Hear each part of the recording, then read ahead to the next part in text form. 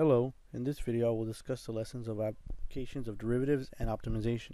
The first lesson introduces students to the concept of maximums and minimums. I place large importance on key vocabulary as we can see here under the unit plan. There's 5 words that I've listed below. I will use a KWL chart to begin my lesson to introduce the topic.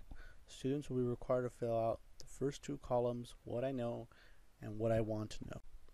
Then students will complete the applications of derivatives worksheet where they will be able to graph functions, explain processes, and describe vocabulary words based on what they've learned in lesson 1.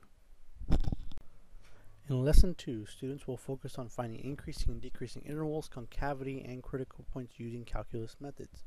Lesson 2 extends from lesson 1 and uses derivative rules to find rate of change of various functions. Students will be introduced to first and second derivative test.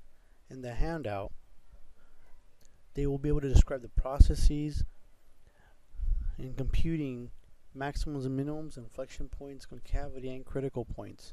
Students will verify results in the graphing calculator. Students will also be given additional notes in order for their benefit in case if needed.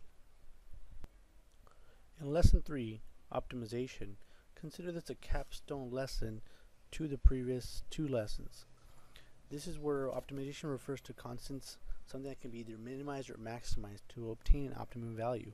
In this lesson, I have posted the unit plan for the lesson, expanding circles and spherical bubbles example that goes along with an animation that I will provide. Lesson 3, a completed KWL chart and additional notes.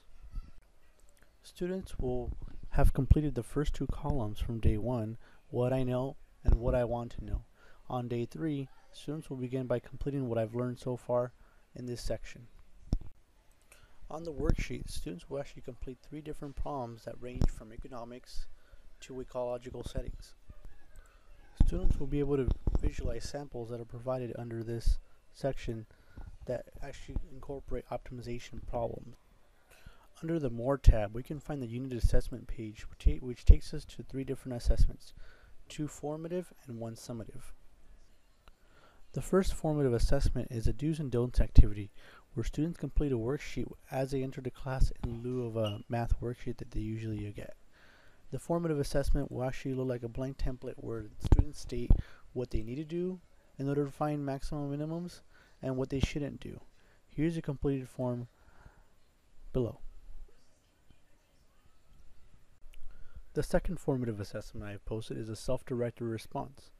Students will actually complete this as if it were a journal topic.